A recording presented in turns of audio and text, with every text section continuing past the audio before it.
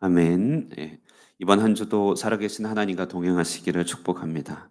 아침에 묵상하는 사무엘서의 이 이야기는 다윗이 이스라엘의 통일이 왕이 되는 그런 통일의 왕이 되는 오늘의 이야기로서 드라마의 중간 절정을 이루게 되죠.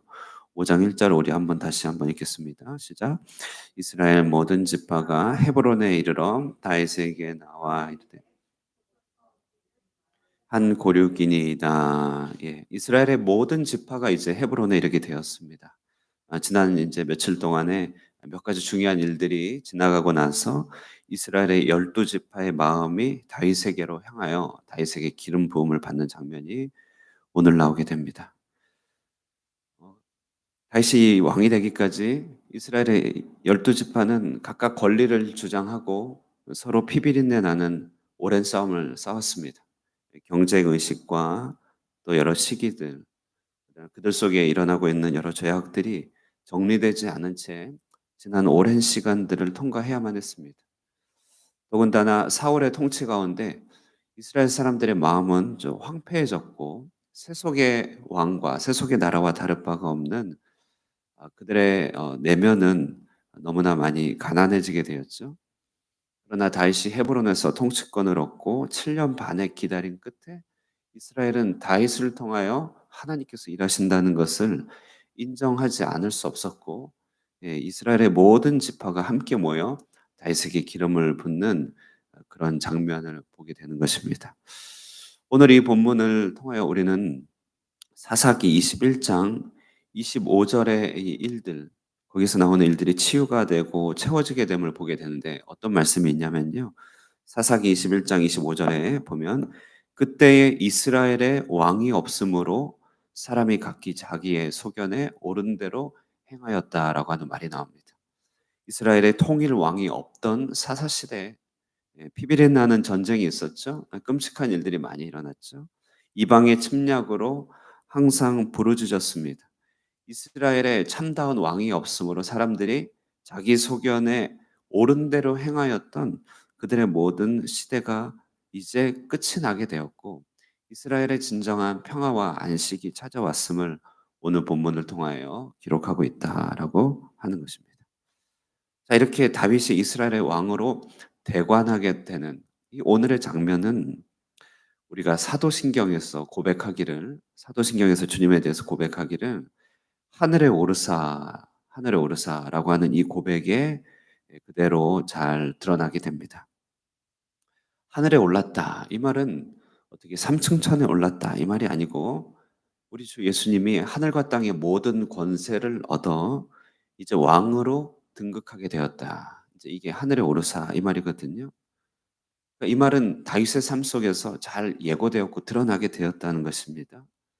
다윗이 모든 고난과 인내의 시간을 순종함으로 통과하게 되매 하나님께서 다윗을 모든 지파 위에 높여 이스라엘의 왕이 되게 하신 것이죠. 마찬가지로 그리스도 역시 육체의 때를 순종함으로 보내시고 그리고 십자가에 못 박히시기까지 복종하시자 빌립보에서 말한 것처럼 이러므로 하나님이 그를 지극히 높여 그죠? 모든 이름 위에 뛰어난 이름을 주시고 마태복음에 나타났듯이 하늘과 땅의 모든 권세를 얻게 되었다는 것입니다. 그가 하늘과 땅의 천사의 권세, 땅의 권세, 왕의 권세, 하늘의 모든 권세들을 얻어 왕으로 등극하게 된 그런 장면이 오늘 다윗의 등극, 대관의 장면을 통하여 그렇게 미리 묘사되고 있다는 것이죠. 앞서 말씀드렸듯이 다윗이 이스라엘의 왕이 됨으로써 이스라엘의 평화가 찾아왔듯이 이스라엘 사람들이 유다의 오랜 알력을 버리고 이제 이스라엘의 참다운 왕이 다윗이라고 인정하게 되듯이 하늘에 오르신 그리스도가 진정한 내 구주고 왕이라고 고백하게 될 때 내 인생의 사사 시대는 종료가 된다는 것을 깨닫게 됩니다. 내 인생에 왕이 없으므로 내 소견에 옳은 대로 행하며 이리 부딪히고 저리 헤매면서 자기 길을 찾지 못했던 우리 자신들이 이스라엘이 우리 심령의 왕으로 등극하시게 될 때 우리의 모든 혼란은 잠재워지게 되는 것입니다.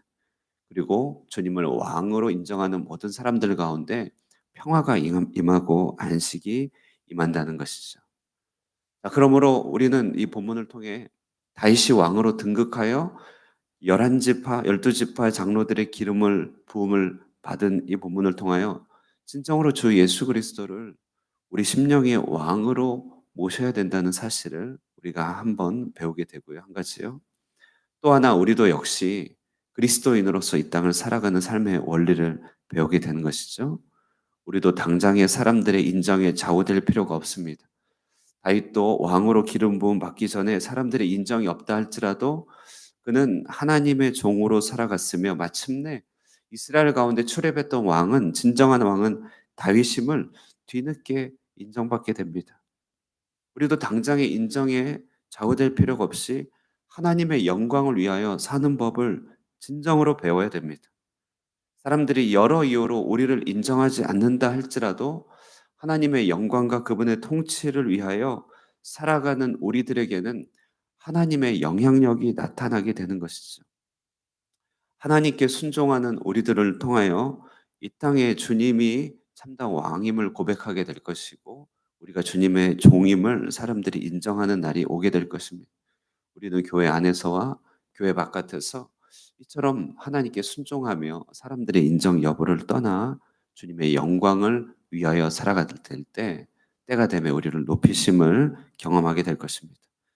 자, 그러므로 오늘 이 땅을 사는 날 동안에 우리가 품어야 될 중요한 정체성이 있습니다. 오늘 본문은 그것을 소개하고 있는데요. 바로 목자라고 하는 정체성입니다. 2절 말씀을 한번 읽겠습니다. 2절입니다. 시작. 전에 곧 사울이 우리의 왕이 되었을 때에도 이스라엘을 거느려 출입하게 하신 분은 왕이시었고 여호와께서도 왕에게 말씀하시기를 내가 내 백성 이스라엘의 목자가 되며 내가 이스라엘의 주권자가 되리라 하셨나이다 하니라. 아멘. 오늘 본문은 주권자, 왕, 다스림이라고 하는 모든 통치의 용어들이 다 망라되어 있습니다. 그런데 본문은 이스라엘의 주권자, 다스림, 왕이라고 하는 모든 통치 행위의 속살이 바로 목자라고 한다는 사실을 잘 상기시켜 주죠. 사람들의 말은 당신이 우리의 왕이 되고 우리의 주권자가 되시길 바랍니다. 그러나 그 왕과 그 주권자는 참으로 목자가 되길 원합니다. 라고 하는 그들의 기대를 표현하고 있는 것이죠. 또한 하나님의 기대이기도 합니다. 다윗이여 당신이 목동으로서 양을 치듯이 이제 이스라엘의 목자가 되어 우리를 양과 같이 대하여 우리를 잘 이끌어 달라고 하는 사람들의 이 마음은 하나님께서 염두에 두신 통치권이 무엇인지를 잘 드러내고 있다는 것이죠. 다윗은 오늘 이 자리에서 일평생 그가 하나님께 고백했던 그 고백이 자신에게 적용되고 있으면서 아주 마음이 크게 울렸을 것입니다. 시편 23편에 다윗은 말합니다. 여호와는 나의 목자시니 내게 부족함이 없으리로다 고백하죠.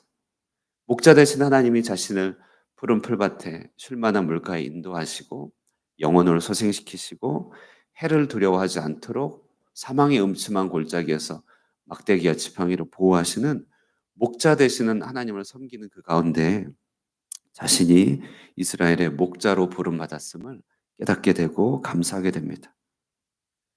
목자라고 하는 이 호칭은 사울의 그동안의 폭정과 왕으로서의 모든 실정을 치료하고 온전케 하는 역할을 합니다.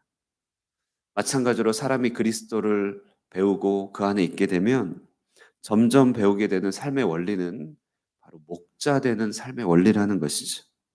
이전에는 우리 자신을 관리자로, 경영자로, 때로는 학자로, 때로는 어떤 한 분야의 전문가로서 스스로를 대하게 됩니다. 그러나 주 안에서 우리는 점차로 우리 자신이 목자로 변해가게 됨을 깨닫게 되고 또 우리를 목자로 부르시는 하나님의 음성을 듣게 되는 것이죠. 목자는 자기 자신을 위해서 사는 사람이 아닙니다. 목자는 양과 함께 모든 좋은 것을 나누죠. 양털을 나누고 양의 젖을 함께 나누지만 그러나 참된 목자는 양들의 이름을 부르며 양들을 우리 안에서 보호하고 양들을 위하여 자기 목숨을 내어주는 자가 목자입니다. 우리 안에는 목자의 본성이 없다가 주 안에서 목자됨이 깨어나게 됩니다. 이전에는 나 자신을 위하여 타인을 이용하였다면 이제는 목자됨으로써 타인의 이름에 긍휼과 연민을 느끼게 됩니다. 목자됨이 없던 우리의 마음에 사람들을 경쟁의 상대로 보고 이익의 상대로 바라보면서 스스로를 황폐하게 했던 우리들의 마음에서 우리는 점차 목자가 되어 가면서 이 땅을 따뜻하게 치유하고 다스리고 채워가는 법을 배우게 되는 것이죠. 그러면서 우리는 하나님께서 택하신 주의 종이 되는 것이고 하나님의 대리 통치자가 되는 것이죠. 본문은 이처럼 다윗이 이스라엘의 목자가 되어 40년을 다스린 시간을 간략하게 묘사합니다. 이후에 보는 6절에서 9절은 그 목자가 되어 이스라엘의 통일 왕이 되기 위하여 가장 중요한 지리적 요충지인 여부수의 땅, 곧 예루살렘을 점령하고 은혜로서 그것을 취하는 것들을 보게 되죠.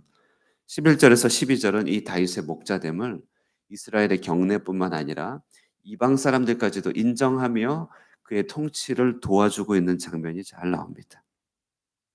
우리 주님도 이제 하늘에 오르사 보이지 않지만 통치하고 계십니다. 목자로서 통치하고 계시며 그 통치는 이 땅에 소목자를 통하여서 온 땅을 다스립니다. 우리가 교회에서 배우고 있는 셰퍼드 라이프라고 하는 이 과정은 다른 말로 중국어로는 소목자 과정이라고 해요. 소목자 과정.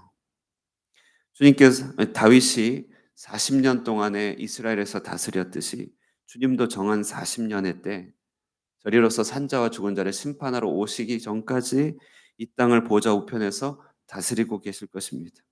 그런데 그 주님의 통치는 이제 어디 멀리 있는 것이 아니라 바로 나와 저와 여러분, 바로 소목자들을 통하여 이 땅을 다스리고 계신다는 것이죠. 그러므로 이 땅의 삶이 조금 힘들고 어렵지만 그것은 소목자로 거듭나는 엔게디 광야, 숲 광야에 불과한 것입니다. 우리에게 주어지는 모든 해대는 사망의 음침한 골짜기 같은 곳이라 할지라도 소목자로서 키우시는 주님의 막대기와 지팡이가 우리를 보호하고 계시는 것이죠. 이렇게 참 목자 되신 주님의 인도하신 가운데 오늘 하루도 작은 목자로 살아가면서요.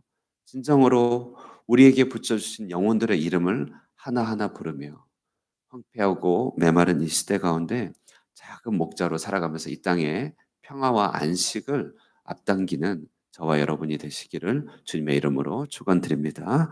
기도하겠습니다. 살아계신 하나님 아버지 은혜와 사랑 감사합니다. 오늘 말씀을 통하여 다윗의 그 오랜 훈련들, 연단의 시간들 가운데 다윗을 통해 이스라엘의 통치를 이뤄가시고 다윗을 목자로 부르신 하나님의 부르심을 온 땅의 사람들이 고백하고 인정함을 보게 됩니다. 주님 이 모습 가운데서 하나님 우리들의 이 땅의 삶의 발걸음을 돌아보며 어떻게 살아가야 되는지를 바라보게 됩니다. 사람들의 인정이 없다 할지라도 당장의 열매가 보이지 않는다 할지라도 주님의 영광을 위하여 살아가게 하여 주시고 목자 되신 하나님의 통치를 위하여 한 걸음 한 걸음 나아가며 하나님 이 땅을 주님의 이름으로 보살피며 세워가는 작은 목자들이 되게 하여 주시옵소서. 그러므로 하나님의 능하신 손 아래서 겸손케 하여 주시며 때가 되매 우리를 높이시는 하나님의 위로와 신원하심을 맛보게 하여 주시옵소서. 우리 하늘꿈 교회가 이 땅의 교민들과 포미흥과 안푸와 이 땅의 수많은 지역의 우리 한국 사람들을 잘 보살피는 작은 목자가 되게 하여 주시고 호치민에 있는 여러 베트남 사람들과 이 나라를 위하여 항상 기도하고 목자된 마음으로 보살피는 주님의 대리 통치자가 될 수 있도록 늘 항상 기름 부으시고 축복하여 주시옵소서. 그러므로 때가 되매 이 땅 가운데서 주님의 영광을 드러내는 아름다운 교회로 인정받게 하여 주시고 하나님 때가 되매 하나님 많은 지역들을 많은 사람들을 더욱더 잘 섬기는 다윗과 같은 온전한 자리에 이를 수 있도록 도와주시옵소서. 우리 한 분 한 분의 삶 가운데 이런 축복이 나타나게 하여 주시고 우리의 직책과 사회적인 여러 가지 일들과 우리 각자의 모든 삶의 형편들 가운데서 목자 되는 삶을 삶으로 우리를 만나는 모든 사람들에게 하나님의 목자됨이 잘 드러내게 하여 주시옵소서. 이 아침에도 우리와 함께 하여 주시며 기도 가운데 동행하여 주시고 주님을 깊이 만나고 풍성한 교제를 나누며 돌아가게 하여 주시기를 간절히 사모하고 살아계신 예수님의 이름으로 기도드리옵나이다. 아멘. 예, 우리 소망하시면서 함께 말씀 생각하시면서 기도하시고 우리 자녀들과 우리 성도들, 우리 주변 분들을 위하여 기도하시고 돌아가도록 하겠습니다.